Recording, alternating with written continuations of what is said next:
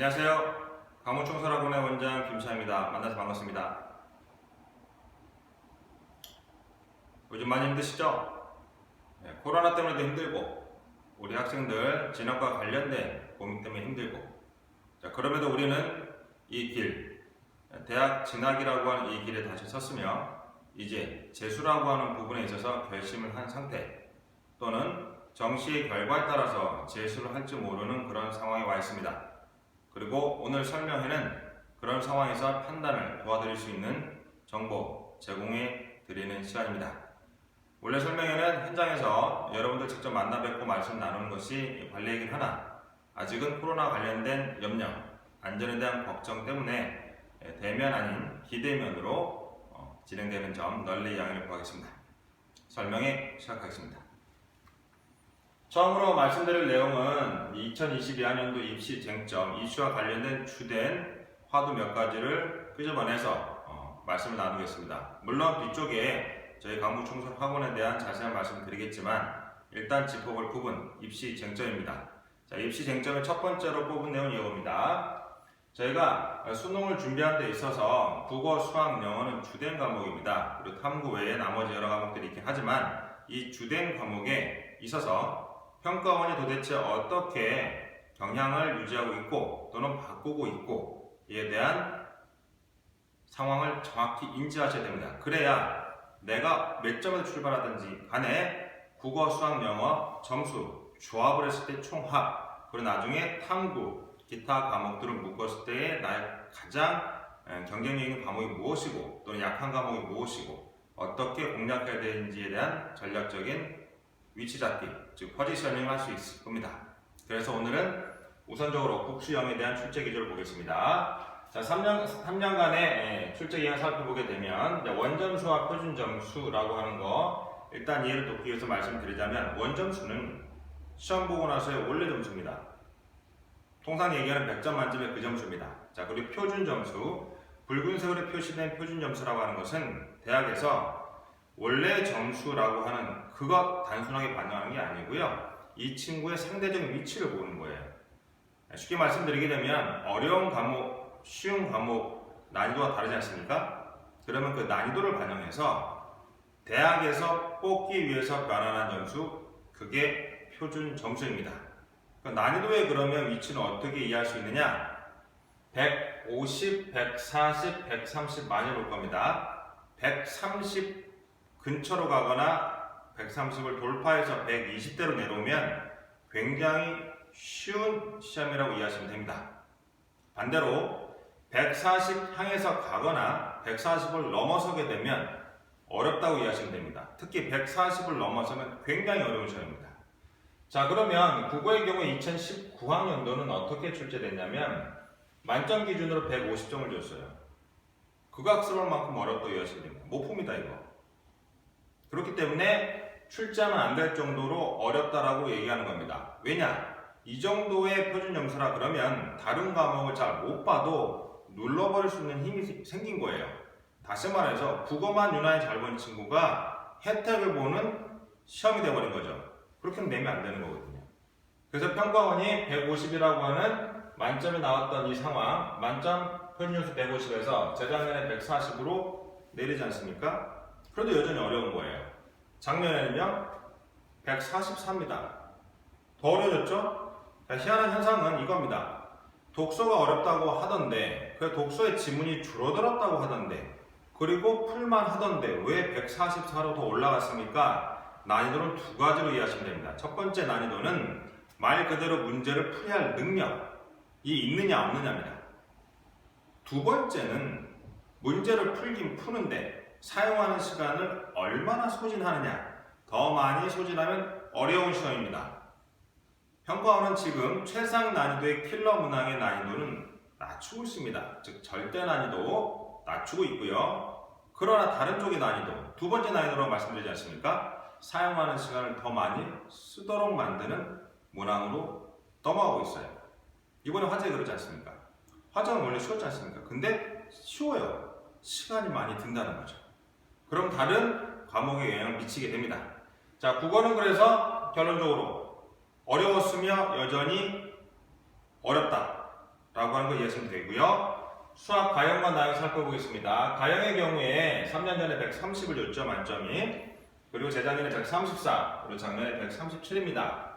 130이면은 상대적으로 쉽다라고 이해하시면 되고, 이 쉬운 시험이 점점점 어려워져서 137이라고 하는 만점자 표준 점수가 나왔고요.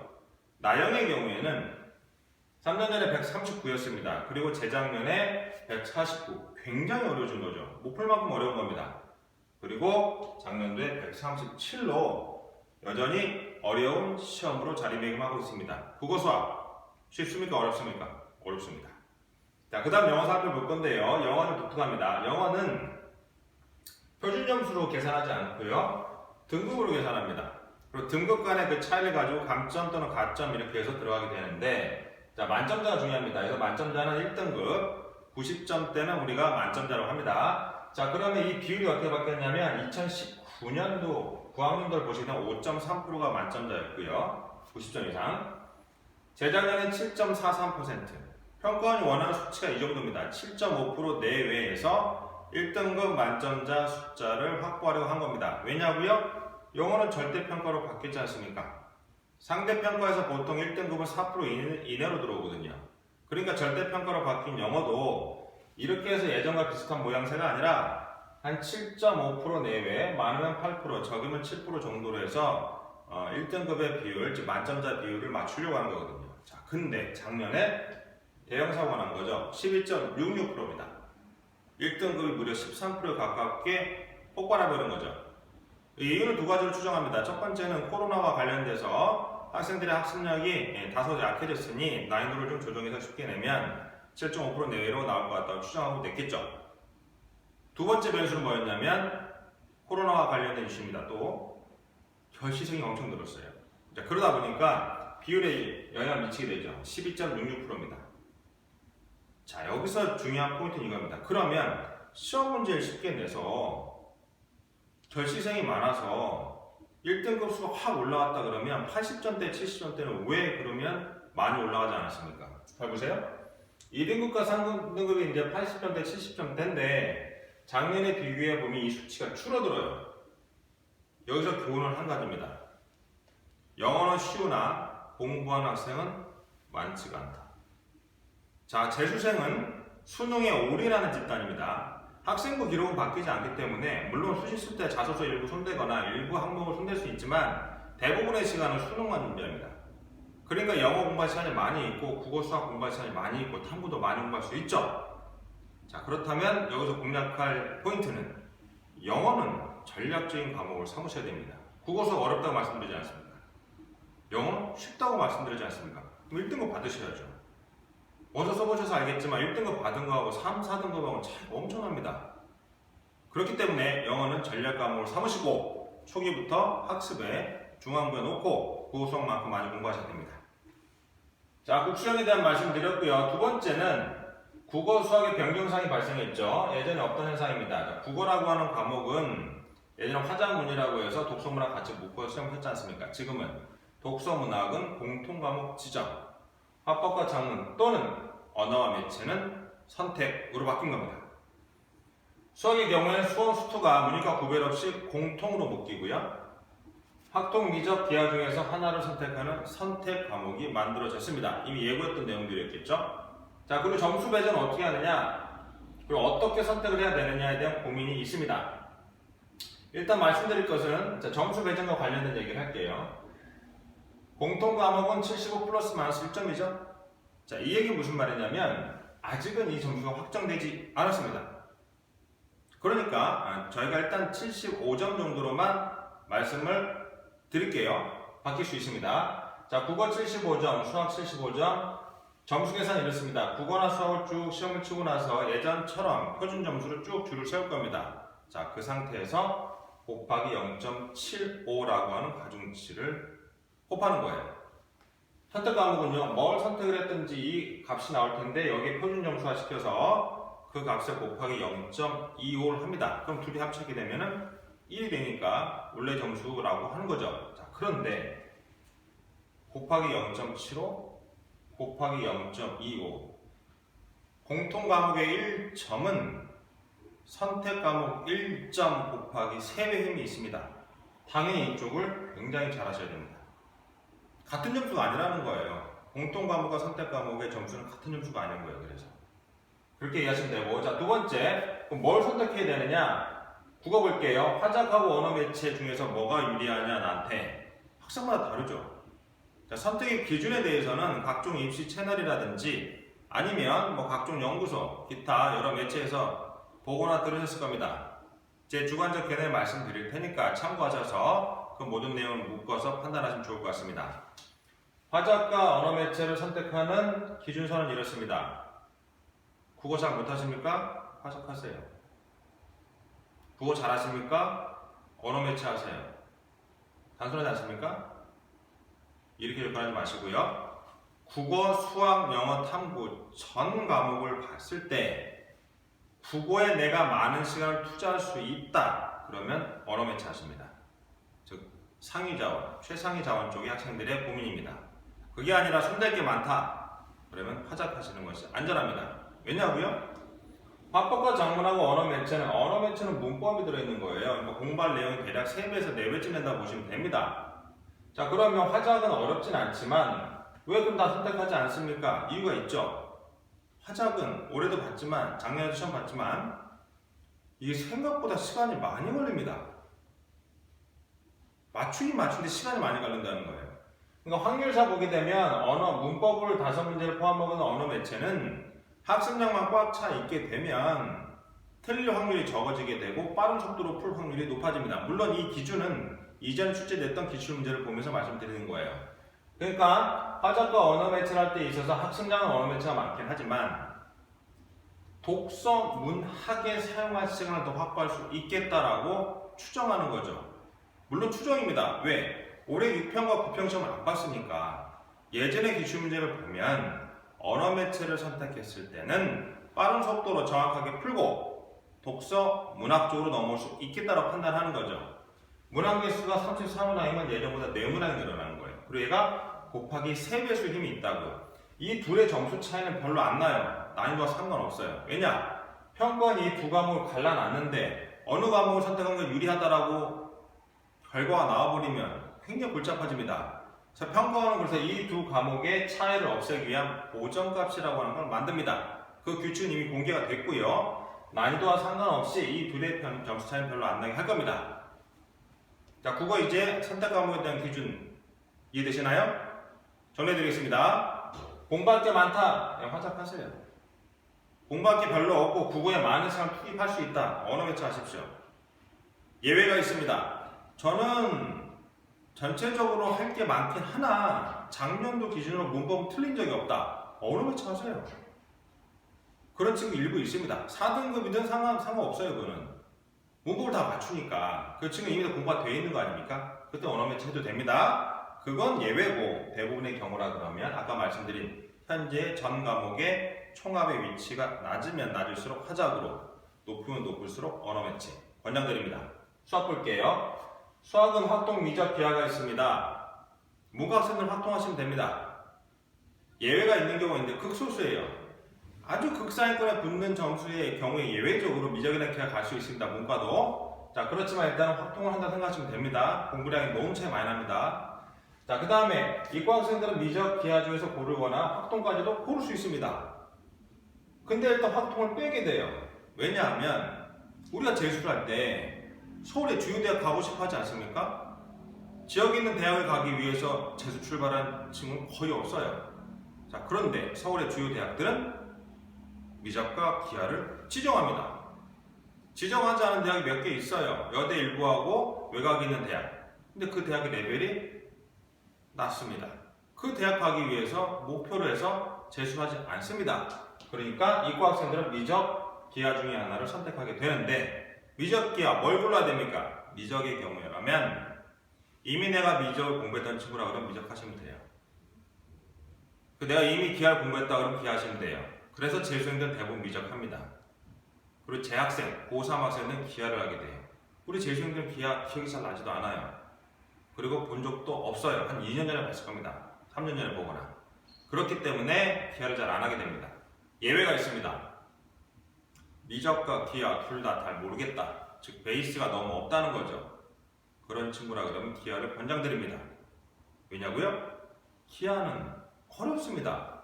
미적? 어렵습니다. 둘 다 어렵지만 기하는 예전에 그 기백이 아니에요. 양이 많이 줄었거든요.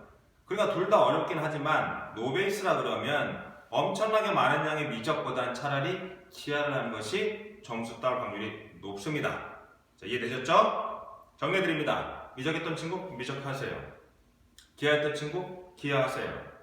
예어했다면 노베이스 기하하세요.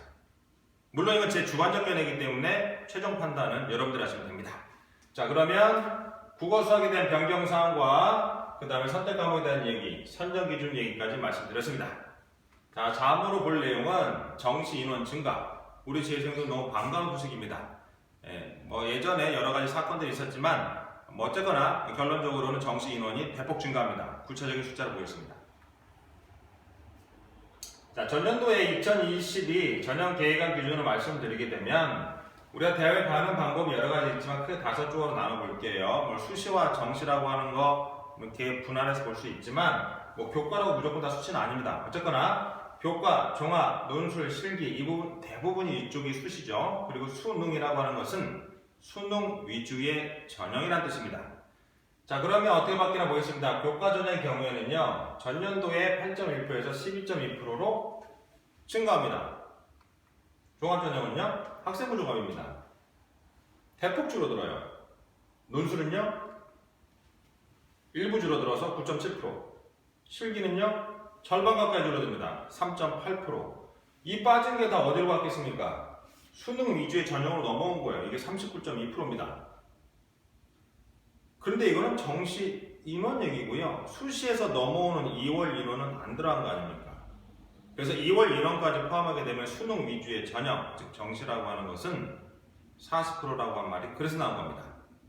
자, 이거 비율로 왔고요. 자, 그 다음에 볼 내용은 구체적인 숫자입니다. 우리가 목표로 삼고 있는 상위 15개 대학이죠. 서울에 있는 상위 15개 대학에 정시 인원이 무려 3,462명으로 엄청나게 증가한 겁니다. 대학별로 살펴볼게요. 서울대와 연대고대 스카이라인입니다. 148.1%, 48.1%가 증가한 거예요. 고대 규모는 2배나 증가하지 않습니까? 서성한 라인입니다. 133.0%, 33% 증가했고요. 그 다음에 이화여대 라인입니다. 125% 증가했습니다. 25% 증가하죠. 125%면. 자, 그 다음에 반대부터 해서 수태까지는 120.4%. 총 합으로 하게 되면은 전년 대비 30.3% 증가한 130.3%가 나오고요. 숫자가 3,462명입니다. 2월 인원 뺀 상태에서. 엄청나게 많은 숫자예요. 자, 그 다음 보겠습니다. 약학대학이죠. 이공계 쪽에 있는 학생들 굉장히 반가울 수도 있어요. 왜냐하면 나는 약대나 의대에 관심이 없는데 좀 높은 대학에 가고 싶은데 했을 때 희소식은 첫 번째가 정시 인원 증가한 게 하나고요. 두 번째, 약대 인원이 이제 생겼다는 겁니다. 이 숫자가 어마어마해요. 자, 볼게요. 경희대 라인부터해서 임의로 이제 레벨을 맞춘 건데 이 숫자를 잘 보시면 이제 수능으로만 뽑는 숫자가 586명이고요. 42%나 돼요. 많은 숫자입니다. 자, 그 다음에 더 중요한 건 전체 총수입니다. 특별 전형까지 하게 되면 1,500명이 넘어요. 약대에서 뽑는 게. 그럼 이게 어떤 영향을 미치느냐? 약대 위치는 대략 치대 다음으로 봐요. 그러니까 2%에서 3% 사이로 보는데 물론 우리가 뚜껑을 열어봐야겠죠. 그러나 이제 전통적으로 약대가 가지고 있는 위상을 보게 되면은 치대 다음 정도 추정합니다. 그런데 어떤 친구한테 치대 갈래? 약학대 갈래? 고민한 친구 있을 겁니다. 그래서 치대 위상도 바뀌게 돼요. 또 결정적으로 이공계 학생 중에서 나는 특정한 파트, 학문의 영역이 이제 의료 쪽이 아니죠. 이런 경우라 그러면 약학대 인원이 쭉 빠져나갈 거 아닙니까? 높이 있는 친구들이. 그리고 나면 치대 쪽, 그리고 서성한 라인, 상단, 연고대 라인 하단 쪽의 학생들이 쭉 빠져나가는 거예요. 그러니까 줄줄이 도미노처럼 합격선이 내려온다는 거죠. 작년에는 지원할 수 없는 대학, 내 점수로 지원할 수 없는 그 대학이 이제 지원 가능하고 합격 가능하다는 겁니다. 그래서 올해 재수생들 많을 거고요. 반수생들 굉장히 많을 겁니다. 그러니까 먼저 선점한 친구들이 더 좋은 대학을 갈 수 있습니다. 느슨하게 늦게 시작해도 되겠지 천만에요. 다른 친구 똑같이 생각합니다. 그래서 먼저 출발한 친구들이 더 좋은 데를 가게 되어 있습니다. 약대 위치까지 봤습니다. 자, 그 다음 부모님께서 학생분들이 가장 의심하고 걱정한 부분이죠. 재수하면 정말 점수가 오릅니까? 오릅니다. 그런데 왜 그런 염려를 하시냐고요? 자, 대한민국에서 재수하는 학생들 중에서 80% 이상은 독학재수합니다. 주변에서 대학을 다시 준비했다는 그 재수생, 삼수생, 태반은 독학을 했다는 얘기입니다. 그렇기 때문에 들었던 경험, 봤던 내용들이 이 친구가 독학했는지 아닌지 알 수 없지 않습니까? 그러니까 재수해도 별 차이가 안 나더라 라고 하는 그런 경험을 갖게 되는 거잖아요. 그런데 재수 종합반인 강북 청소학원에서 성적 떨어졌다. 거의 없어요. 드문 현상입니다. 사고가 나지 않는 한. 낱낱이 공개 드릴게요. 그리고 시기별로 고민도 있죠. 1월에 이미 시작한 학생도 있긴 하지만 프리정규반도 있지만 2월 20일 날 정규반 또 올 거냐, 반수반 또 올 거냐 라는 고민도 있지 않습니까? 보여드릴게요. 자, 재수조기 선발반은 12월 반도 있었고 1월 반도 있었고 그리고 지금 프리 정규반이라고 하는 마지막 선발반 코스가 있어요. 그리고 우리는 정규반 2월 22일에 대한 얘기를 듣기 위해서 이 자리에 앉아 있는 겁니다. 자, 그러면 이 그룹에 있어서 점수 올라가는 폭의 차이가 있느냐? 당연히 있죠. 데이터를 보여준다고 말씀드리지 않았습니까? 재수조기 선발반 학생들이란 그러면 평균 국수탄 100분이 올라간 게 51점이에요. 정규반은 46점입니다. 큰 차이가 나냐고요? 아니, 큰 차이 안 나요. 5점 정도. 그러나 내가 가고자 하는 대학이 어디냐에 따라 이 점수는 엄청난 점수일 수도 있고 별거 아닐 수도 있습니다. 높은 대학일수록 이 점수 차는 어마어마한 겁니다. 낮은 대학일수록 별 차이가 안 나는 거예요. 그러니까 내가 목표하는 바가 어디냐에 따라서 먼저 시작할지 나중에 시작할지를 결정하시면 되는 거예요. 별로 욕심 없읍시다. 굳이 일찍 공부할 필요 없습니다. 그러나 목표가 높다. 진작 시작하셨어야죠. 지금 몇 달째 놀고 있습니까? 힘들어서요? 다 힘듭니다. 그렇기 때문에 나의 목표가 뭔지에 대해서 다시 한번 고민하시고 재수 출발 시기 정하시면 돼요. 반수반 이미 수시 합격했거나 정시 합격 가능성이 높은 경우죠. 그런데 이 대학이 별로 마음에 들지 않는 거예요. 그래서 학적을 유지하면서 반수를 겸하려고 하십니다. 그러나 대학은 결코 넉넉하게 이것을 놔두지 않을 겁니다. 왜요? 재정적으로 문제가 생기니까. 그래서 휴학 거의 안 해줘요. 거의 없다고 보시면 돼요. 있으면 말씀해 주세요. 제가 좀 알려드릴게요. 휴학 거의 안 돼요. 그리고 학점이라고 하는 거 일정 수준 유지해야 됩니다. 최저 학점이라고 하는 걸 유지하게 해요. 그 다음에 지금 코로나 시기 아닙니까? 대면 수업이 별로 없어요. 그러면 비대면으로 수업을 하는데 한계가 있지 않습니까? 그래서 수업 듣고 시험 치는 이런 단순한 구조가 아니라 수업 듣고 과제물 제출하고 하고 그 다음에 시험도 치고 이런 형태로 뭔가 과제물이 많이 나가요.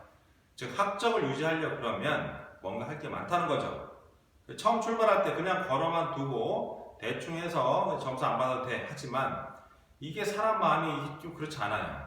혹시라도 모르기 때문에 일정 수준을 유지하려고 합니다. 그러다 보니까 자꾸 말려 들어가는 거예요. 현재 걸어둔 대학이 갈만한 대학이다. 재수하지 마세요. 그냥 다니세요. 갈만하지 않은 대학이다. 뭐로 다닙니까? 어차피 안 다닐 대학인데. 불안해서요? 세상 어떻게 살겠습니까? 그렇게 불안할 것 같으면. 충분히 대학 바뀝니다. 그러니까 그 부분 염려하지 마시고 만약에 대학에 대한 높은 목표점을 갖고 있다 그러면 당연히 재수반대 들어오셔야 되고요. 그것보다 더 욕심 많으시다. 지금 어정쩡하다. 프리정규반 들어오셔야 됩니다. 늦지 않았습니다. 같이 시작합시다. 자, 성적 향상과 관련된 전체 평균 얘기 드렸고요. 그 다음 구체적으로 하나씩 볼게요. 출발점과 그 다음에 끝점에 가는 상황이 점수대별로 다릅니다. 자, 예를 들어서 82%를 출발한 친구라 그러면 끝단에 붙는 게 99%까지 붙어요. 끝단까지 붙일 수 있다는 얘기죠. 자, 그런데 80% 약간씩 내려볼게요. 그러면 끝단 붙는 게 조금씩 내려와요. 그리고 78% 조금씩 내려오는 거예요. 근데 재밌는 현상이 어디서 벌어지느냐? 이 그룹에서 벌어져요. 상위도적으로 70% 되는 학생들은 크게 무리가 두 갈래로 나눠집니다. 첫 번째 무리는 3분의 2 정도 차지하는 지 중에 한 92%까지 올라가는 친구들. 그런데 3분의 1은 이런 현상이 나타납니다. 엄청 뛰어 올라갑니다. 희한하지 않습니까? 이 친구들의 무리는 두 갈래로 갈라지는데 확 뛰어 올라가는 친구들은 근성이 일반적으로 셉니다. 근성이 좋고요. 두 번째, 수용 능력이 좋아요. 자기가 해왔던 방식을 빨리 바꾼다는 거예요. 그럼 확 올라갑니다. 그래서 출발점이 몇 점이냐, 그래서 결론 몇 점으로 바뀌느냐 정해지지 않았어요. 귀 열어두시고 말씀 잘 듣고 잘 따라오는 친구들 더 많이 올라갑니다. 믿고 맡기시면 됩니다. 자, 그 다음에 좀 더 자세히 볼게요. 강구청소학원의 재수부만의 성공 사례입니다. 저희가 아직은 최종 대학들이 다 나왔지 않기 때문에 전년도의 자료를 가지고 말씀 나눌게요. 자, 재수성공 사례에서 보실 관전 포인트는 출발점입니다. 보시기 좋으라고 저희가 상위 누적이라고 하는 거를 100분위로만 잡았고요. 물론 대학별 변화 점수는 다릅니다. 그러니까 이해하는 정도만 보시면 될 것 같아요. 2.4% 출발한 친구입니다. 바탕에서 좀 구멍이 났던 친구고 화학 툴을 쓰니까 공부 제법 했고 서울대 받겠죠. 소수점까지 붙은 친구입니다. 그러니까 당연히 서울대 갑니다. 자, 두 번째 케이스입니다. 자, 국어, 수학, 영어 고르게 좀 낮은 상태죠. 아까 친구 좀 다르죠. 출발점도 6.7%, 아까 친구보다는 많이 낮습니다. 그리고 올라간 점수는요, 끝까지 붙이려고 그랬지 않습니까? 소수점으로. 이 친구는 서울대 들어갑니다. 자, 세 번째 케이스입니다. 이 친구는 이제 탐구 쪽이 많이 내려왔던 친구인데 이 친구는 잘 보면 얘도 화투했던 친구예요. 더 낮은 점수도 7.2%. 아까 내리고 있는 거예요. 그리고 바뀐 점수는요, 1, 1, 3, 2. 3등급, 2등급. 다소 아쉽긴 하지만 여기서 마무리된 친구. 근데 상위 누적을 보면 2% 정도 되는 거예요. 그런데 서울대 갑니다. 서울대 점수가 과별로 보시면 연대나 고대보다 낮은 것도 많아요. 왜냐고요?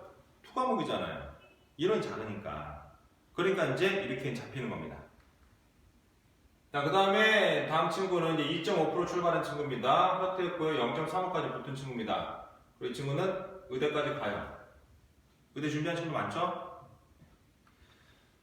자, 그 다음에 6.95%입니다. 이 친구의 경우에는 이제 0.95%까지 붙었습니다. 문과생이고요. 사탄 보통 많이 안 하지 않습니까? 끝단까지 다 붙였고요. 그 다음에 나머지 과목들도 거의 끝단까지 붙인 친구. 그러니까 수능 점수만으로도 명문대 점수가 나오는 거죠. 연대 영어 영문과. 그리고 원서를 정시 때도 이제 이거보다 약간 더 높은 점수죠. 그래서 이제 수시로 들어간 친구고. 그 다음에 이 친구는 8.5%로 좀 낮출 거예요. 계속 이쪽을요. 8.5% 출발한 친구입니다. 그리고 끝단에 붙인 값은 2.2%입니다. 그리고 연대, 신소재. 2% 정도면 연대를 가는 거예요. 그리고 이 친구는 8.5% 출발한 친구입니다. 그리고 바뀐 점수는 3.5%까지 올라온 거죠. 3.05%. 3%대가 넘어가게 되면 연대 좀 어려워요. 연고대 좀 어려워서 성대 속퇴요. 정시로 이제 들어가게 된 겁니다. 자, 그 다음 친구는 이제 9.3% 조금 더 내려왔죠? 그리고 이제 국어, 수학, 그리고 탐구 하나, 고르게 좀 많이 낮은 친구입니다. 이 친구가 바뀐 점수는 4.1%. 많이 올랐냐고? 많이 오른 거예요. 쉽지 않습니다. 많이 오른 거예요. 자, 이렇게 올라간 친구인데, 이 친구 간 대학은 치대를 갔어요. 정규에서 원서 못 쓰죠. 그러니까 수능을 준비하는 재수생들이 헷갈리면 안 되는 것은 여전히 수시 에 남아 있습니다. 그래서 저희가 입학을 할 때 6급형 수능 외에 학생부 기록 반드시 내려가지 않습니까? 제가 전략단선이 이따 자세히 말씀드리겠지만 이분들이 원서 다 써드립니다. 그리고 이 친구의 특징이 뭐였냐면 국수 영탐이 계속 이렇게 위아래 변동이 심한 친구예요. 그러니까 수능장 갔을 때 고르게 점수가 나올 확률이 희박하다는 거죠. 그래서 원서를 학생부 기록을 저희가 잘 써서 DKU 전형을 넣었던 거예요. 그리고 수능 점수상으로는 4.15% 잘 보긴 했지만 치대를 못 가지 않습니까? 그래서 단대 치대를 수시로 간 케이스입니다. 저희 학원은 대략 20% 내외 학생들이 수시로 대학을 진학합니다. 자, 일단 10.5% 정도 내려왔죠? 이 친구 바뀐 점수는 3.5%입니다. 그리고 대학 어디 갔냐면 연대를 가요. 연대 점수 안 되지 않습니까? 안 되죠, 정시로는. 그런데 어떻게 되냐? 잘 보세요. 수학의 경우에 이 친구가 그전 연도에 1등급이에요. 수학 잘한 친구잖아요. 그리고 물리나 지구과학, 과학 부분도 일정 수준 이상의 친구가 있어요. 수학, 과학이 강한 친구라고요. 그리고 이 친구가 수학 수학이라고 하는 것은 그 정도 떨어지지 않습니까? 네, 떨어질 수 있어요. 전과는 몰라도. 그 다음에 이제 물리나 지구학 쪽은 좀 더 올려 붙였었고, 이 친구가 병행했던 것은 수리 논술과 과학 논술입니다. 그리고 수능 점수도 올랐지만 논술 준비도 꾸준히 했던 친구예요. 그리고 간대학이 연대 화학과입니다. 수시 기회 계속 있습니다. 놓치지 마세요. 그 다음 11.9% 친구입니다. 이 친구가 맡긴 점수는 0.8%. 그러니까 명문대 점수를 바로 획득한 거죠. 연대 행정학과를 정시로 들어갑니다. 그리고 12.9%로 출발한 친구 4.15%. 아까 말씀드렸지 않습니까? 명문대는 어렵다고요. 근데 간대학이 고대 추천 전형으로 갔죠. 그리고 최저 맞춘 거고요.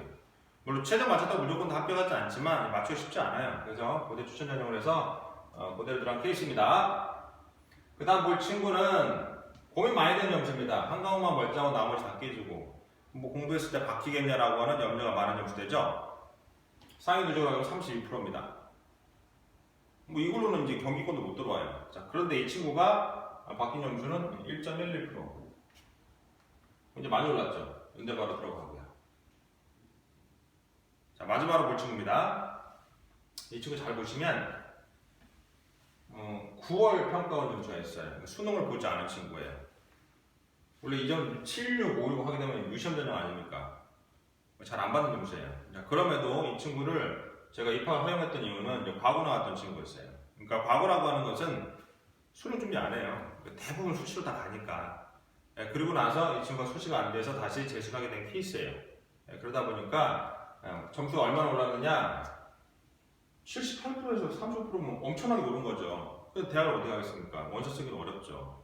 지방대를 가야 되는데. 뭐 지방대 나쁘다가 아니라 원하는 대학보다 많이 내려와서 지역에 있는 대학을 갈 수밖에 없는 상황. 근데 간 대학은 어디냐면 연대를 가요. 어떻게 가냐고요? 말씀드리지 않습니까? 이 친구는 수능 준비는 제대로 안 했을 거다. 그러나 수학과 과학과 관련된 이 부분은 이미 중고등학교 때 많이 훈련을 받은 친구예요. 그러니까 바뀐 점수도 보시게 되면 수학이 85%, 고득점은 아니지만 85%는 엄청나게 빠른 속도 올라온 거예요. 24%였었는데. 과학의 경우에도 이제 물리 같은 경우는 이제 74%까지 올라온 거 아닙니까? 자, 이 점수의 의미는 수리 논술과 과학 논술 문제를 풀 수 있는 능력입니다.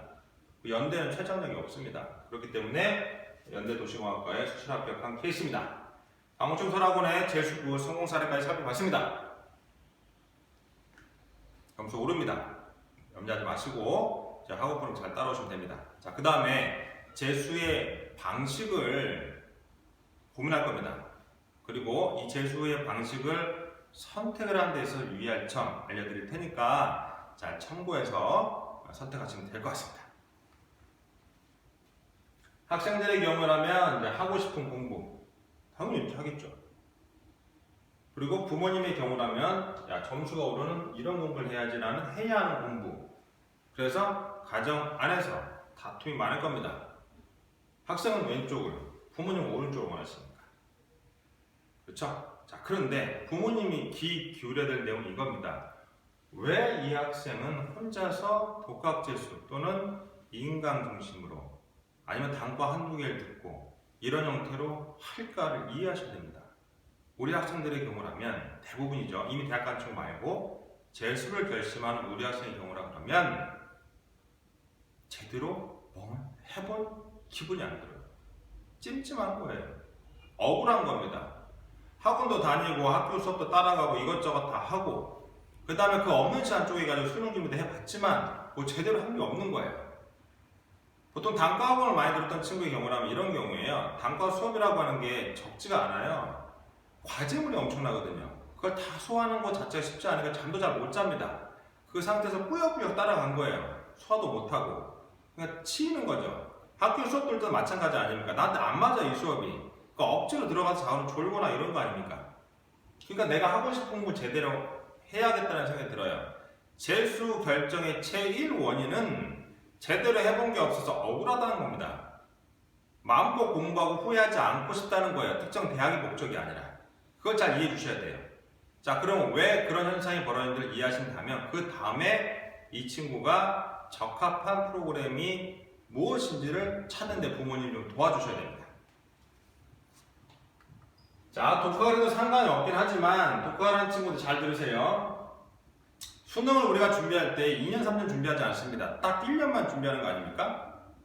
그렇죠? 딱 1년만 준비하는데 가장 중요한 건 뭐냐면 뭘 공부했다가 아니고요. 머리에 얼마나 담을 수 있느냐, 담았느냐가 결정적인 겁니다. 자, 그러면 단기간에 머리에 잔뜩 지식을 넣을 수 있는 방법을 하나 소개시켜 드릴게요. 보세요. 뭘 공부를 했든지 간에 나에게 맞는 시험, 테스트를 무던히도 봐야 됩니다. 뭐 매일매일 본다가 아니라 나에게 적합한 빈도수, 나에게 적합한 난이도로 시험을 정기적으로 치러야 됩니다. 이유는 하나입니다. 뽑아내기 위해서예요. 머릿속에 있는 내용을 뽑아내기 위해서예요. 왜 뽑아내느냐? 그래야 아는 것, 모르는 것을 나눌 수가 있어요. 이 나눈다는 게 무슨 뜻이냐면 모르는 것을 발라내야 예를 반복하죠. 공부를 빠른 속도로 높이 올라가는 방식은 내가 잘 모르는 이놈을 반복하는 거예요. 그래야지 내 것이 됩니다. 다 뽑아내고 끝나면 안 됩니다. 개념 노트, 오답 분석 노트, 각종 노트 만들었을 거예요. 그리고 메모리집도 만들고 서머리 뭐 별거 다 만들어요. 자, 그런데 만드는 거, 예, 성실한 친구 만들어요. 안 만든 친구도 많죠. 정리 안 합니다. 그런데 정리했던 친구들 몇 번이나 봤습니까? 그거 자주 봤습니까? 마지막까지요? 거의 없어요. 그런 친구 다 대학 갔습니다. 정리를 해놔도 안 본다는 겁니다. 분산 연습이라고 하는 것은 일정한 시기를 떼어서 반복해서 본다는 겁니다. 쉽지 않아요. 왜냐고요? 할 때마다 짜증나거든요. 머리가 아파요. 고통스럽습니다. 그래서 안 하는 거예요.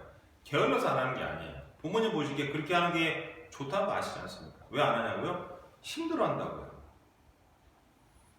두 번째로 교차 효과입니다. 하나의 과목을 연달아 보는 게 아니라 하루 중에 여러 과목, 너무 많아도 안 됩니다. 두세 개 과목을 이렇게 순서로 바꿔가면서 번갈아서 공부해야 뇌 여기저기를 막 쓰게 돼요. 뇌가 좋아하냐고요? 싫어합니다. 왜요? 아프다니까요. 몸은 기본적으로 아픔을 주는 걸 피하는 경향이 있습니다. 그렇게 살아왔어요. 분산 연습이나 교차 효과라고 하는 거 뻔히 좋은 거 아는데 왜 안 하냐고요? 아프다니까요. 몸도 아프고 머리도 아프다고요. 물론 익숙해지면 아프지 않습니다. 그럼에도 그 익숙해지기 전 단계까지는 굉장히 고통스럽단 말입니다. 그래서 안 하는 거예요. 청설학원의 재수정규반 프로그램은 자연스럽게 분산 연습과 교차 효과가 나올 수 있도록 컨텐츠를 그렇게 구성해 가는 거예요. 그렇기 때문에 재수종합반의 관리가 좋다라는 겁니다.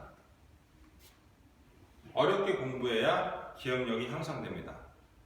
자, 독학을 설정한 친구, 이런 공부 방식을 한 번이 아니고요 1년 내내 할 수 있다. 독학하세요. 성공할 수 있습니다. 틀리면 성공합니다. 예를 들어 볼게요. 오늘 공부한 게 있습니다. 자기 전에 반드시 한번 반복해서 봅니다. 매일 그렇게 합니다. 그리고 주말에 그 공부한 걸 다시 한번 반복합니다. 정리했던 내용들.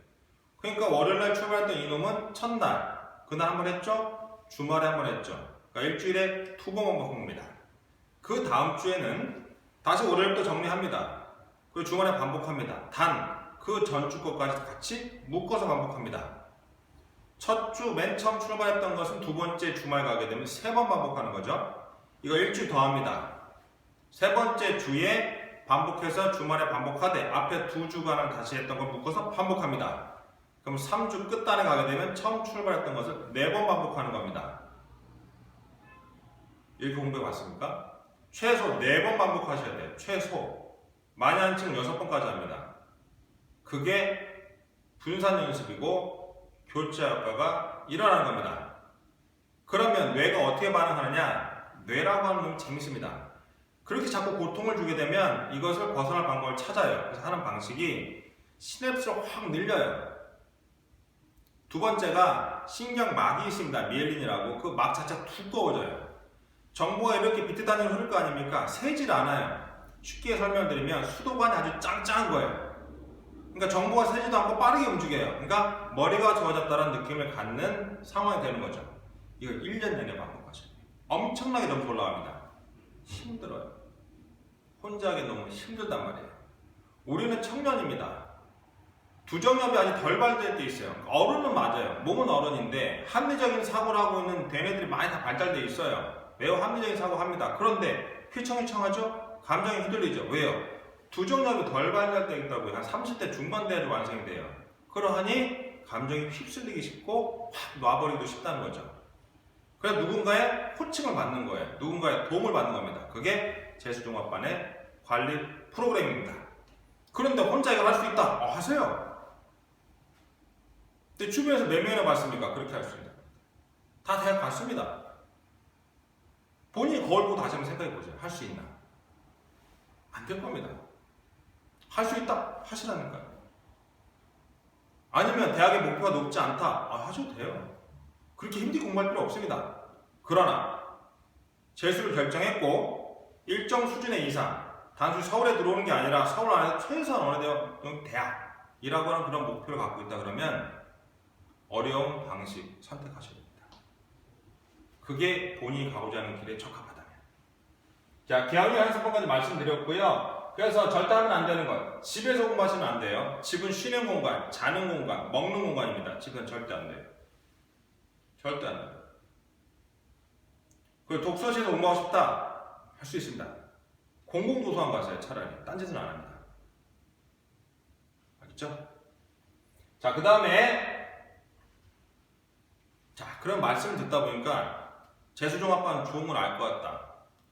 그런데 뭔가 염려되는 게 있다. 첫 번째, 내가 독학을 하고자 하는, 아까 부모님 말씀드렸잖아요. 독학을 하는 이유가 정말 혼자 공부하고 싶어서가 아니고요. 얘기를 잘 들어보셔야 됩니다. 학생들은 죄책감이 있어요. 미안한 감정이 있단 말입니다. 그래서 부모님한테 독학 가는 이유를 실제로 드러내지 않는 이유도 많아요. 요즘 경제적으로 많이 어렵지 않습니까? 그러다 보니까 비용이 적게 들고 비슷비슷하게 공부할 수 있는 그런 느낌을 갖는 독학재수를 가려고 해요. 미안해서. 그런 경우도 많아요. 부모님이 잘 들어주셔야 돼요. 무조건 막지 마시고 왜 그런지를. 진짜 그리고 경제적 타격받은 계층 많이 늘었습니다. 올해. 그쵸? 코로나 때문에 얼마나 힘듭니까 우리가.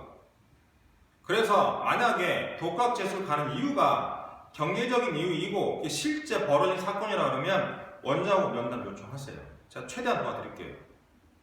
아시죠? 우리 아이는 귀한 아이입니다.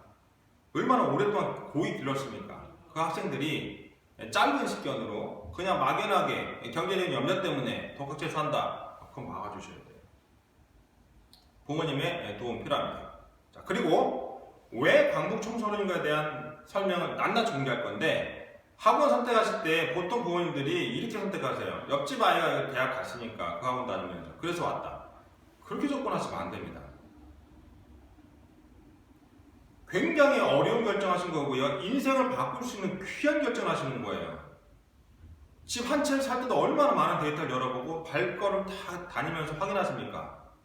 우리 아이의 인생을 결정하는 상황입니다. 하나하나 뜯어 다 보셔야 됩니다. 누구 말을 듣고 어느 대학을 보내시니까 좋다더라 싫다더라 이런 얘기 듣고 오시면 안 돼요. 홈페이지도 와서 보시고 상담도 받아보시고 다 확인하셔야 돼요. 그리고 결정하시면 됩니다.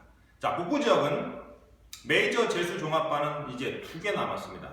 우리 학원과 어떤 학원 하나 있죠. 그 이 두 학원은 시스템 완전 다릅니다. 예전에 같았어요. 지금 완전 달라요. 제가 원장을 8년째 하고 있어요. 이 강북에서 3년째 하고 있습니다. 제가 지나가는 그 지점들은 하나하나 다 바꾼 거예요. 그리고 특히 강북 청소는 3년 동안 싹 바꿨어요. 시설부터 모든 것까지. 프로그램 자체가 너무 달라요. 그 내용 공개합니다. 강북 청소년 학원의 경우에는 맞지 않는 수업 강요하지 않겠습니다. 절대 강요하지 않겠습니다. 맞지 않는 수업은 절대로 강요하지 않습니다. 두 번째, 멋대로 하고 싶은 공부만 하게 방치하지 않겠습니다. 제 운영 철학입니다. 학원 결정하실 때 반드시 봐야 될 것은 그 학원을 운영하는 원장의 운영 철학을 이해하셔야 됩니다. 그 생각으로 인해서 프로그램들이 다 운영되니까요. 학생들은 굉장히 고통받았습니다. 예, 저도 두 아이의 아버지입니다. 절대 그런 사교육 못 받게 할 겁니다. 그래서 강북 청소년이 변한 겁니다. 자, 그러면 강요하자고 방치하지 않다는 게 무슨 말이냐? 일반적인 학원들은 학교처럼, 즉 고등학교처럼 정해진 수업이 많습니다. 선택하는 거 별로 없어요. 그 선택 학생들이 하는 거예요. 저희 학원은요, 지정 수업 있습니다. 10시간. 이걸 왜 하느냐? 수능은 말 그대로 시험의 한 종류입니다. 출제하는 평가원이 원하는 방향이 있단 말입니다. 그 수능의 경향, 기조 절대 벗어나시면 안 돼요. 고득점 안 나와요. 헛공부하는 겁니다. 그래서 이 수능의 경향을 잘 유지할 수 있도록 배치한 수업이 필수 선택 수업. 근데 그거조차도 수준별로 진행합니다. 어느 한 반에 넣고 국수를 같이 듣는 게 아니에요. 국어반, 수학반, 영어반 다 따로 수업 반에 배정이 있어요. 그렇기 때문에 나한테 맞는 수업이 되는 거죠. 10시간밖에 안 되고 또 나머지 수업은요 16시간 플러스 알파입니다. 그 이상 들어도 됩니다. 20시간 들어도 돼요. 24시간 들어도 되고 추가해서 수업이 더 추가되지 않습니다. 선택 수업은. 이 선택 수업을 근데 학생 임의로 선택하냐고? 아니, 절대 그렇지 않습니다. 방치하지 않겠다고 하지 않습니까? 맞는 수업 찾아서 넣어드린다고 하지 않습니까? 그래서 수업이 많이 필요하면 많이 듣게, 적게 필요하면 적게 듣게 할 겁니다. 자, 수업을 선택할 때는 진단키트 기반의 학습을 설계합니다. 이따 진단키트 잘 설명드릴게요. 대한민국에 없었던 형태의 프로그램이에요. 학생들의 단어별 위치를 정확히 파악할 겁니다. 그래서 국어, 수학, 영어 이게 큰 덩어리가 아니라 국어의 어느 파트, 수학의 어느 파트, 영어의 어느 파트 이렇게 선택 수업이 수십 개 깔려요. 그리고 거기에 적합한지 아닌지를 진단키트를 통해서 저희가 미리 사전에 분석합니다. 그 나한테 맞는 1대1 맞춤형 수업을 제공한다는 거예요. 대한민국에 이런 학원 봤습니까? 없습니다. 자, 그 다음에 세 번째, 수업을 설계할 때 한 번으로 끝나지 않습니다. 저희가 총 4개의 시즌 나눠드려요. 1년에 4번을 나눠서 각 시즌들이 있고 컨셉이 다 다릅니다. 강북청솔에서 각종 테스트를 매달 10개 이상 보게 되는데 그 테스트는 누적이 돼요. 결과값이. 그리고 그 데이터는 계속 따라다닐 거예요. 학생들은. 그래서 시즌별로 수업을 설계하는 데 있어서 바꾸는 근거가 됩니다. 당연히 부모님과 같이 공유합니다. 이 내용들은. 강북청솔은 다른 학원에서 하는 거 똑같지 않을 겁니다. 물론 다른 학원에서 제공하는 거 다 제공할 거예요. 그 이상 제공할 겁니다. 학원 선택할 때 그 학원, 원장 어떤 생각하고 있는지를 정확히 이해하셔야 됩니다. 그래야 우리 귀한 아이 맡길 수 있는 이유가 되지 않습니까? 자, 그 다음에 진단키트를 도대체 왜 만들었냐에 대한 히스토리를 전달해 드릴게요. 똑같은 달걀처럼 보이십니까? 자세히 보세요. 다 달라요. 제가 현장에서 늘 겪었던 고민이었어요. 체형이 다 다릅니다, 아이들이. 그런데 똑같은 옷을 입힙니다. 물론 어떤 학생들은 맞겠죠. 대학 잘 갔습니다, 그런 친구들은. 일부. 근데 우리 아이는요. 잘 안 맞아요. 엇가지로 입힌 거 아닙니까? 그리고 이 학생한테 뭐라고 했지 않습니까? 비난하고 모멸감 느끼고 이 학생도 수치스럽게 느끼고 본인 자신을 낮춰 생각하고 자존감 떨어지고 어떻게 공부를 잘하겠습니까? 맞짱 옷을 입고 더 힘들게 다니는데 우리의 잘못입니다. 그건 어른들 잘못이에요. 이 학생한테 맞는 옷을 주고 활기차게 뛰어놀게 만들었어야 됩니다. 그렇게 우리가 학습을 설계하지 못한 부분 인정합니다. 그래서 강북청소는 싹 바꾼 겁니다. 우리 학원은 사회의 변동에 맞춰서 최대한 바꾸려고 애를 쓰는 그런 학원입니다. 사람을 귀하게 생각합니다. 매우 중요한 사람입니다. 부모님만 귀중하게 여기는 게 아니에요. 저 또한 귀중하게 여기는 사회의 귀한 사람입니다. 그 부분이 진단키트의 출발점이었습니다. 다시 해볼게요. 진단키트라고 하는 것은 학생들의 지능을 먼저 살펴보게 되면 똑같은 IQ, 120이든 130이든 그 IQ를 가진 친구들이 어휘력부터 추론 능력까지 다 달라요. 테스트 해보세요. 다 달라요. 수능으로 넘어와서 동일한 등급, 즉 2등급, 3등급, 1등급 이 등급 학생들을 맨 끝단에 붙어있는 최상위 자원, 맨 하단에 붙은 최하위 자원을 제외하고는 세부 단원별로 서로 다른 성취를 보여줍니다. 왜요? 우리가 수시를 준비하지 않았습니까? 지난 몇 년을 살펴보세요. 수시 비중이 80% 육박합니다. 대부분의 학생들은 수시로 대학에 가는 거죠. 수능은 일부분인 거예요. 그러니까 수능 전 과목을 제대로 공부할 이유가 없지 않습니까? 최저학력 맞추겠다고 골라서 공부하지 않습니까? 2과목, 3과목, 적으면 1과목. 그리고 단원도 마찬가지예요. 전단원 다 공부 안 했지 않습니까? 학생들 말씀해 보세요. 전단원 다 공부했습니까? 안 했지 않습니까? 골라서 공부했잖아요. 그러니까 단원별로 차이가 막 벌어지는 거예요. 과목별로 평균도가 차이가 많아져요. 어떤 건 2등급, 어떤 건 5등급. 그건 학생의 잘못이 아닙니다. 왜? 수능이라고 하는 게 차지하는 그 비중, 입시에서 차지하는 비중이 크지 않으니 본인들이 할 수 있는 최선을 다한 겁니다. 그런데 재수를 결심하고 나서 보니까 바뀌지 않는 자료 외에 바꿀 수 있는 이 수능 점수가 엉망진창인 거예요. 그 상태에서 어떻게 학교 점수를 또 합니까? 동일한 등급의 학생들이 서로 다른 성취도를 보인다는 거. 그 다음 기질과 성향 다 다릅니다. 예전에 식구 많았던 시대에는 그냥 묶어놓고 그냥 표준화시키면 돼요. 되든 안 되든. 지금은 가정의 학생들 잘 숫자 몇 명이나 있습니까? 1명, 외도 많습니다. 2, 어쩌다 어느 집에 3명이 보입니다. 학생 수가 많지 않기 때문에 우리가 귀하게 길러서 이 학생들을 개성 존중해줬고 이 학생에게 함부로 대하지 않았단 말입니다. 그렇죠? 그러니까 학습의 성향도 다양하게 나올 수밖에 없는 거 아닙니까? 근데 학교에 보내놨더니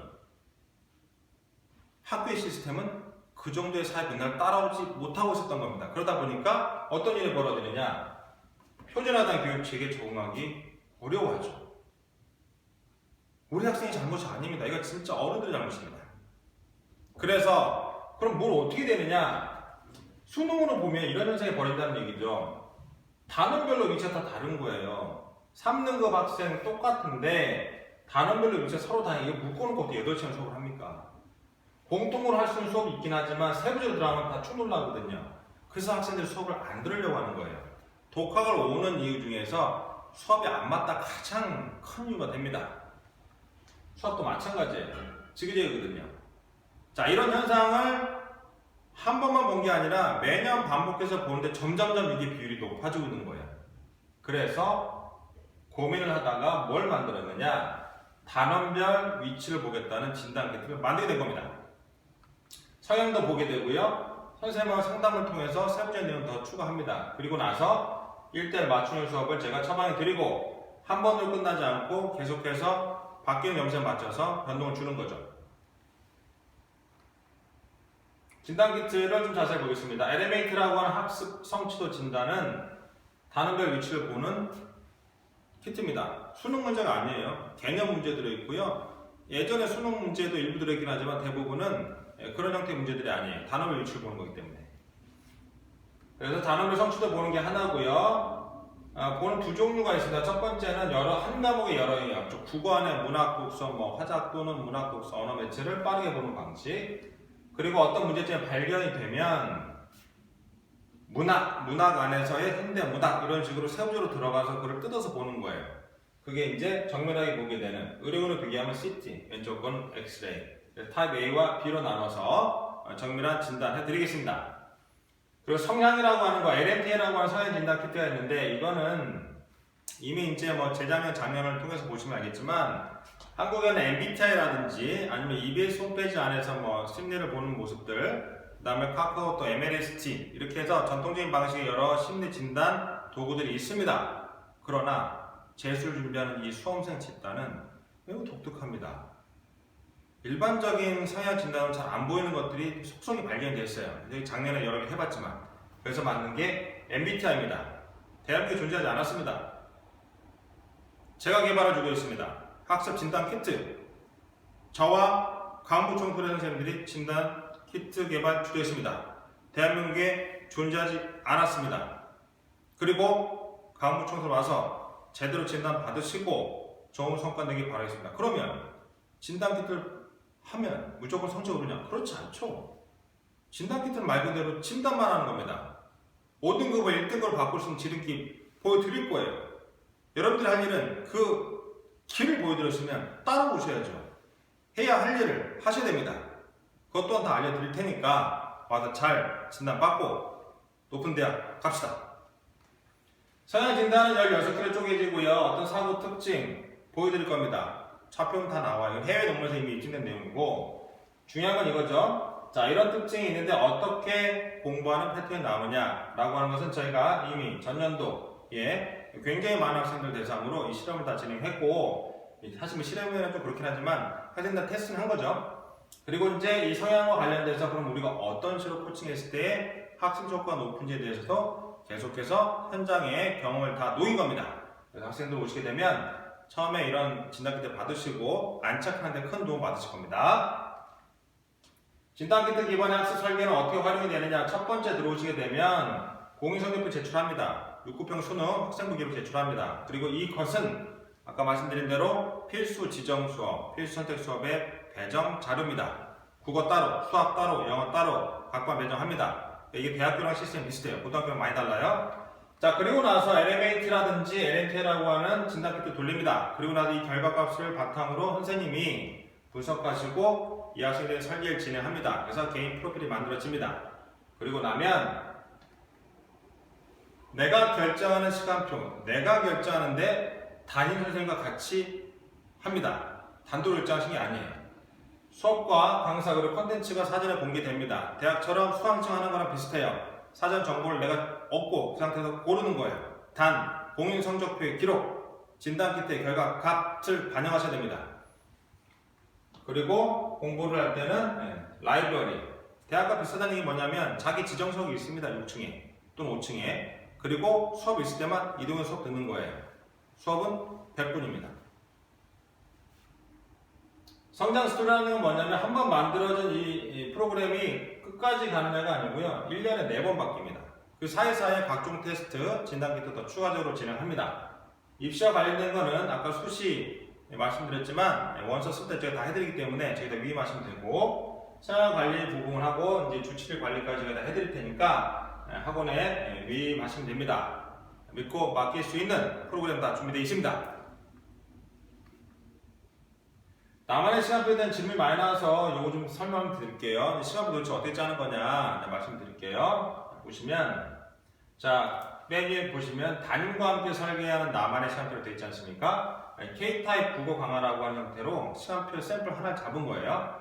자, 보시면 문학, 독서의 국어 부분은 말 그대로 수준별로 자기가 받는 수업이라고 말씀드렸지 않습니까? 수학도 마찬가지, 영어도 마찬가지야. 이 10시간은 원장인 제가 지정하는 겁니다.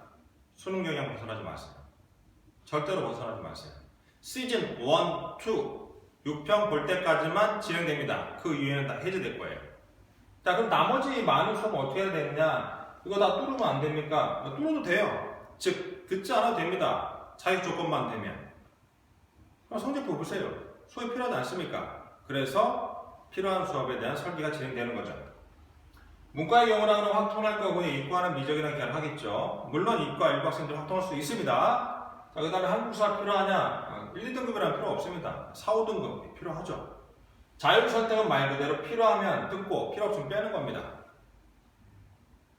그것을 근거만 있으면 되는 거죠. 자, 그 다음에 사회문화라든지 생활윤리와 사상 이렇게 두 개를 다 들을 수도 있고요. 그 다음에 하나만 들을 수도 있는 겁니다. 과탐학생들 과탐 들으면 되는 거고 그 다음에 국어 위주로 독서는 이제 과학기술 지문 그리고 고전 파트 저는 문법이 필요합니다. 언어 매체하기 때문에 문법 심화 이렇게 국어 중심으로 커리큘럼을 짜죠.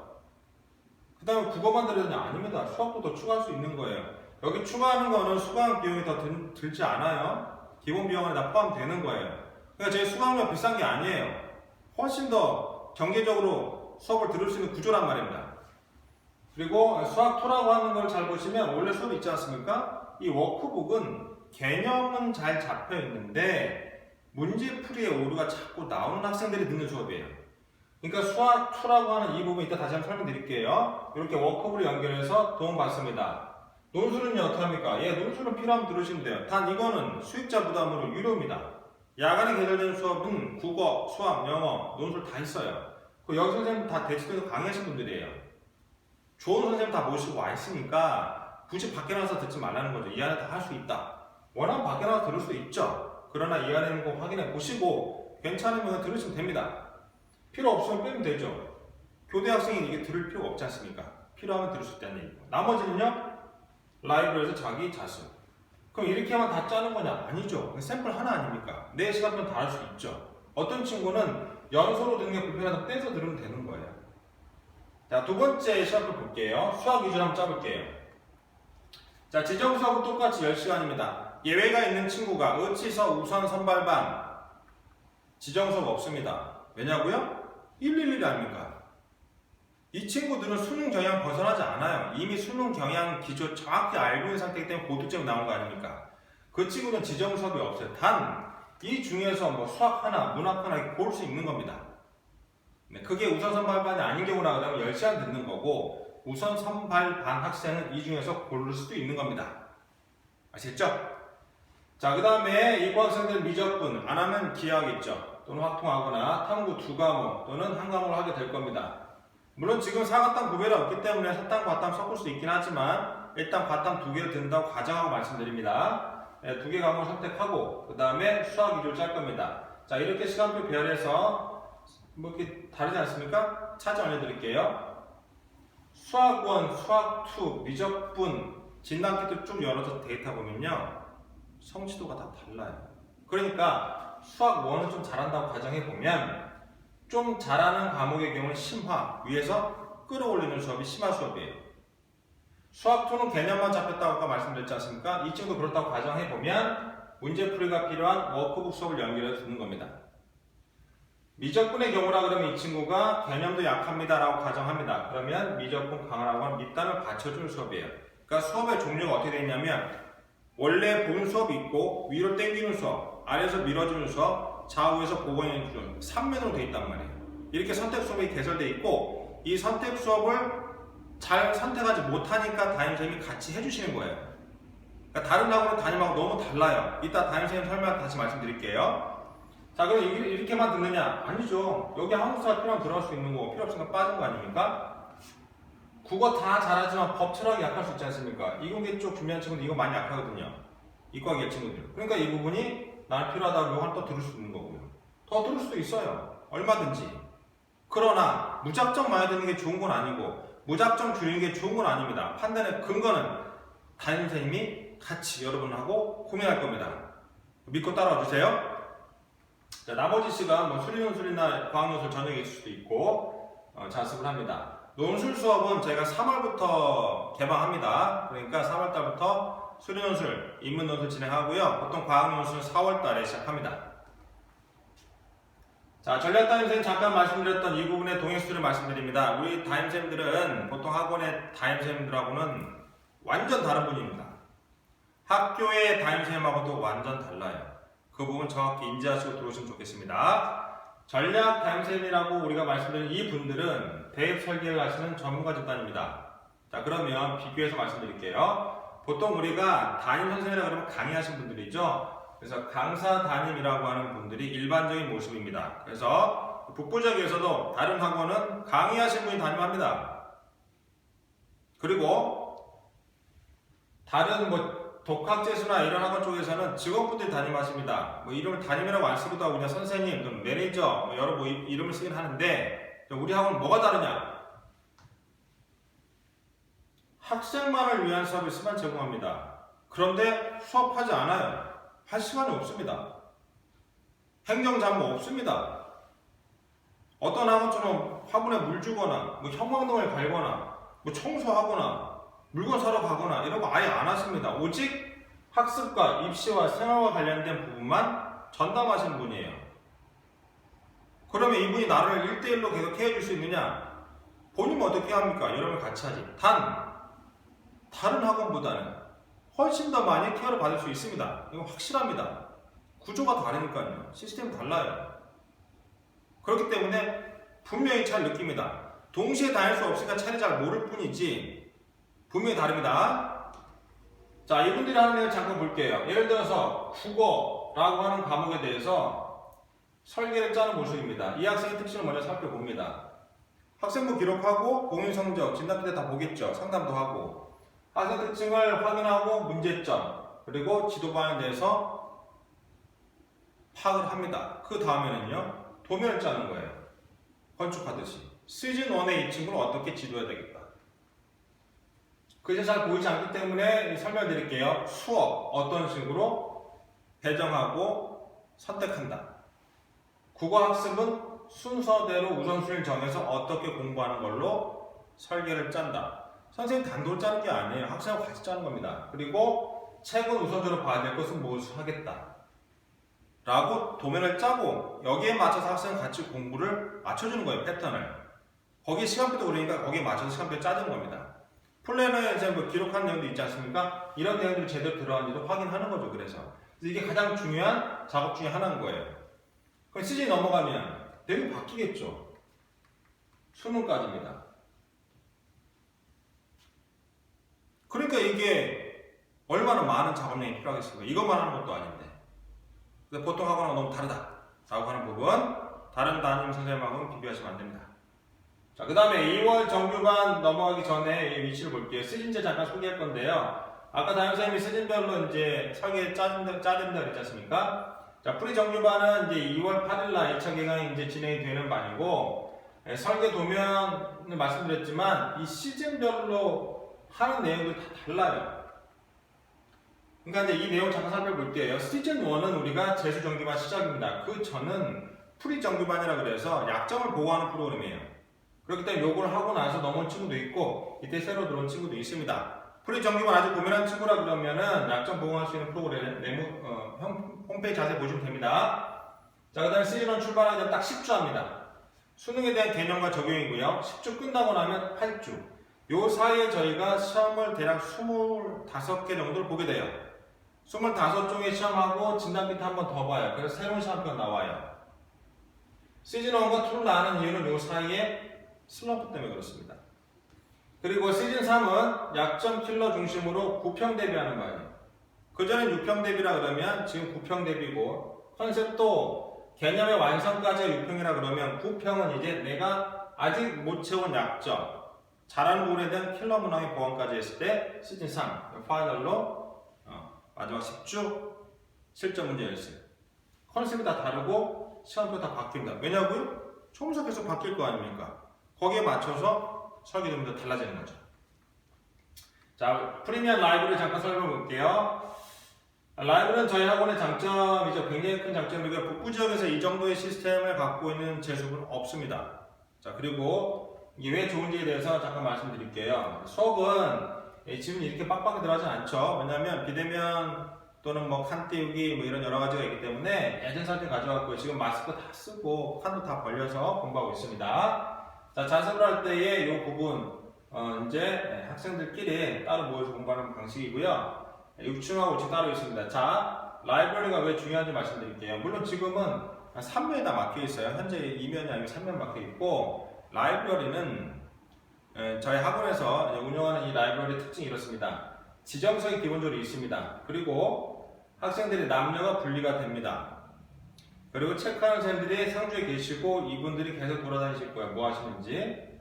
그리고 가장 염려하시는 것 중에 하나가 뭐냐면 재수정규반 또는 재수종합반. 친목과 반목을 많이 염려하시죠? 친한 친구들끼리 만나고 수덕거리면서 시간 낭비하는 거. 예, 그럴 수 있습니다. 사람 모이는 장소니까. 근데 친목과 반목이라고 하는 것은 그 학원에 가서 잘 됩니까? 관리가 다 잘 된다 그러죠. 어디 안 된다고 얘기했습니까? 확률로 보시면 됩니다. 저희 학원은 100분 수업이에요. 오전에 한 번 쉬어요. 그러니까 1, 2교시가 묶여서 100분이에요. 그 20분 쉬는 시간 3, 4교시에 100분이란 말입니다. 수업이 없으면요. 라이브러리.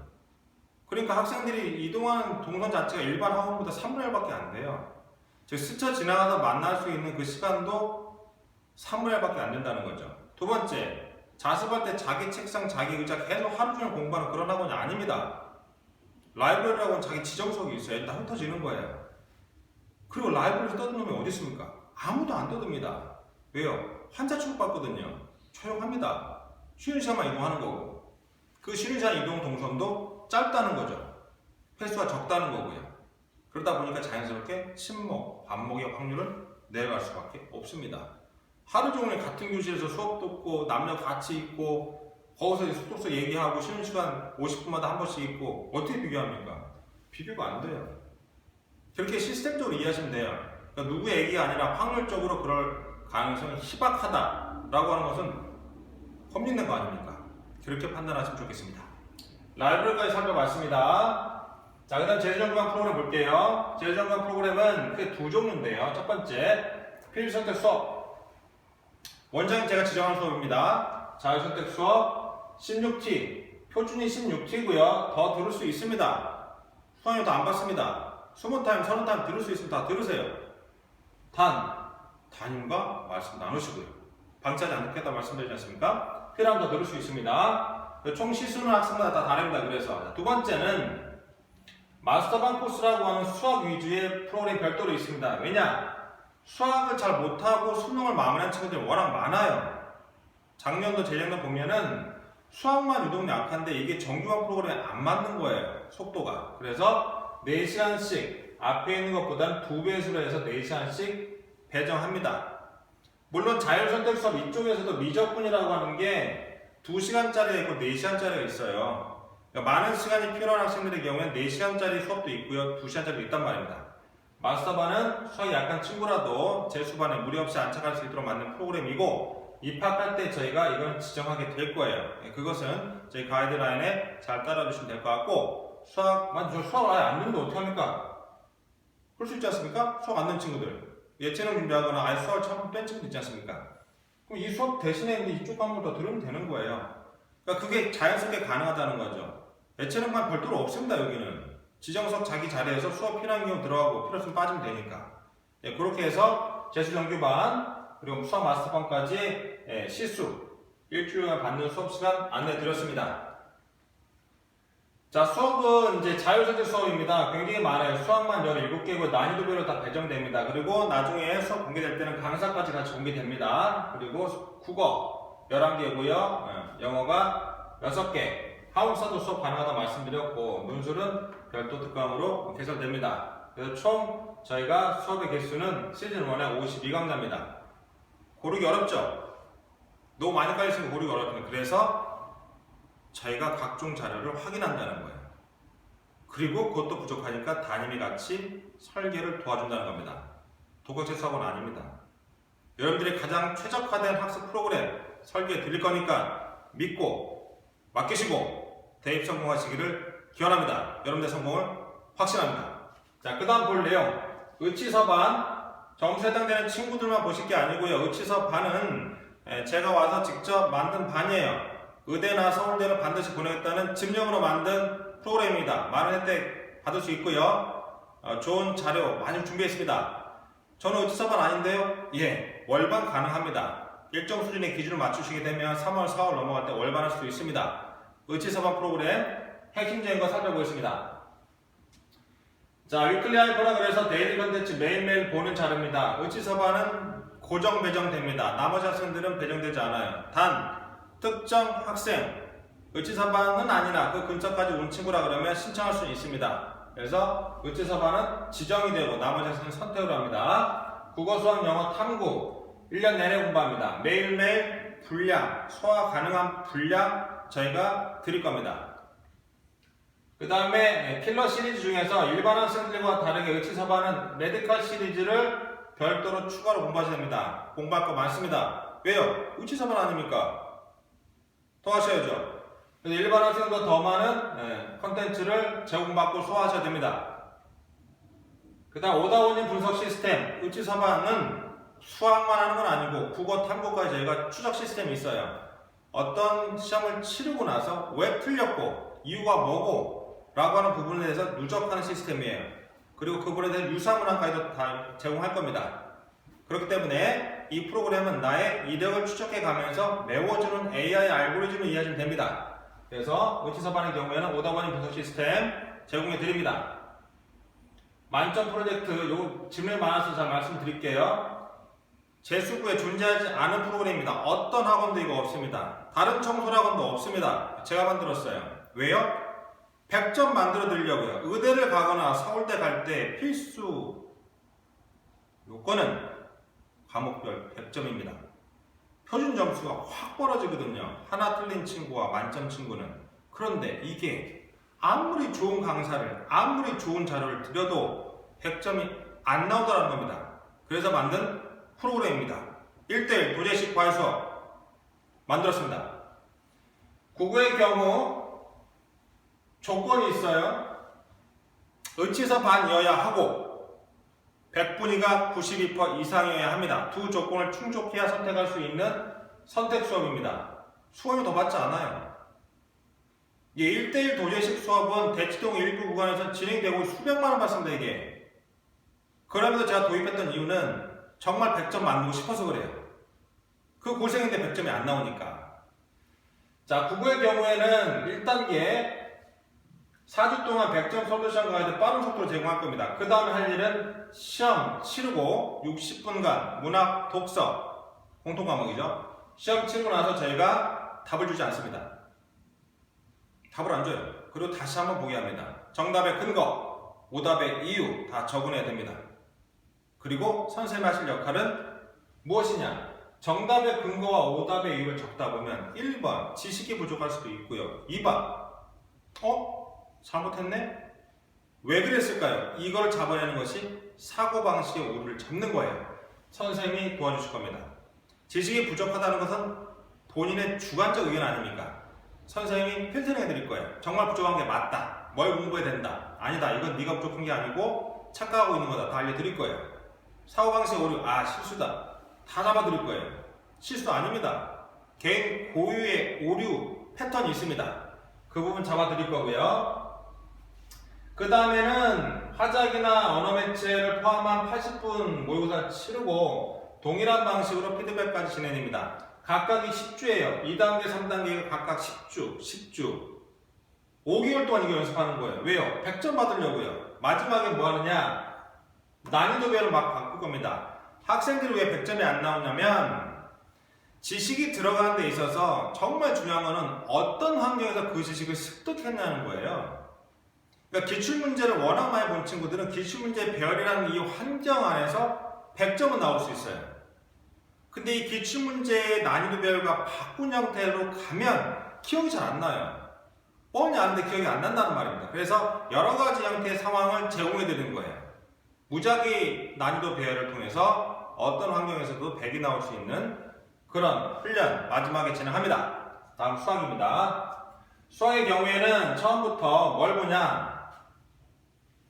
어떻게 풀고 있는지를 봅니다. 학생별로. 정밀진단이라고 하는 건 그겁니다. 어떻게 풀고 있니? 내가 자세히 봐줄게. 가르치는 수업이 아닙니다. 이 수업은 가르치는 수업이 아닙니다. 여러분들 알아서 배우는 거 아닙니까? 100을 받는 친구의 경우라면 가르침을 받아서 바뀌는 게 아니에요. 본인이 가지고 있는 그 자산이 올라와야 되는 거죠. 자, 두 번째 단계는 뭐냐면 복잡해 보지만 간단히 말씀드리면 방탈출기입니다. 방에 가둡니다. 방탈출기 해보지 않았습니까? 아버님이랑 안 해보셨습니까? 재밌습니다. 방에 가두고요. 알아서 나와야 돼요. 미로 풀고 뭐 이런 식으로. 자, 요런 게임의 형태는 아니고요.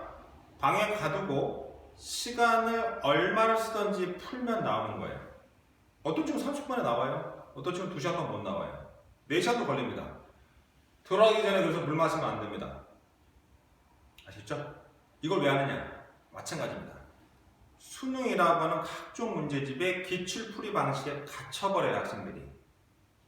그런데 수험수도 공통과목을 묻지 않았습니까? 그러면 문제 자체가 바뀔 수밖에 없어요.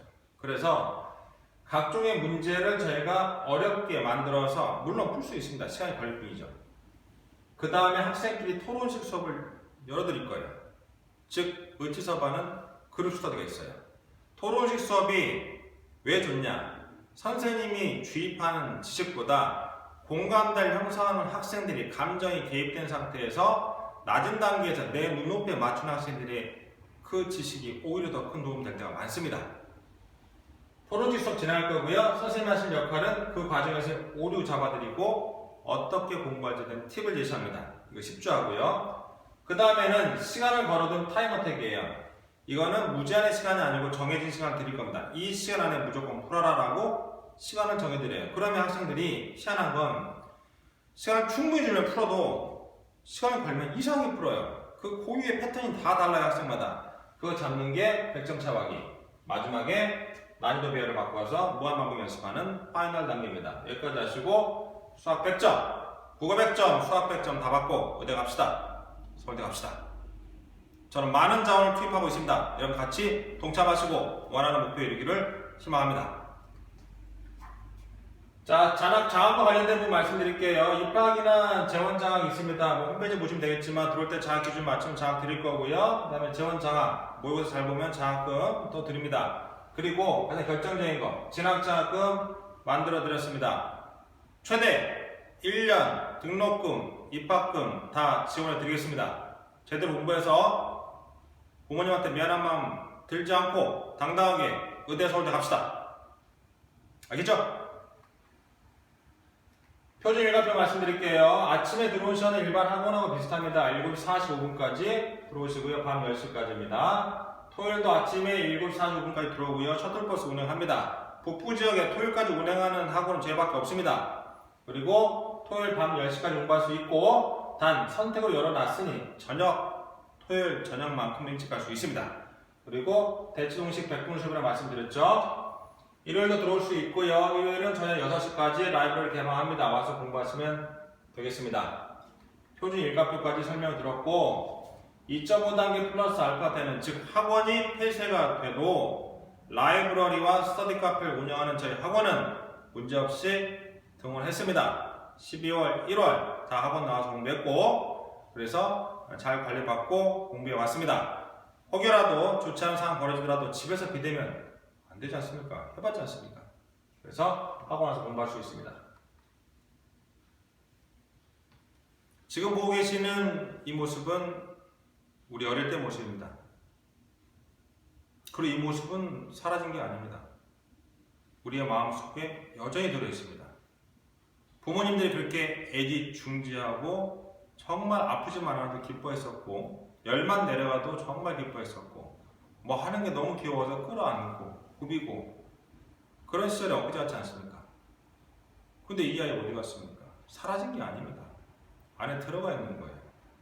그리고 우리가 이제 수능이라고 하는 새로운 도전을 하고 재수라고 하는 새로운 도전을 하면서 내년 이맘때에 이 모습 다시 되찾을 겁니다. 그렇게 만들어 드릴게요.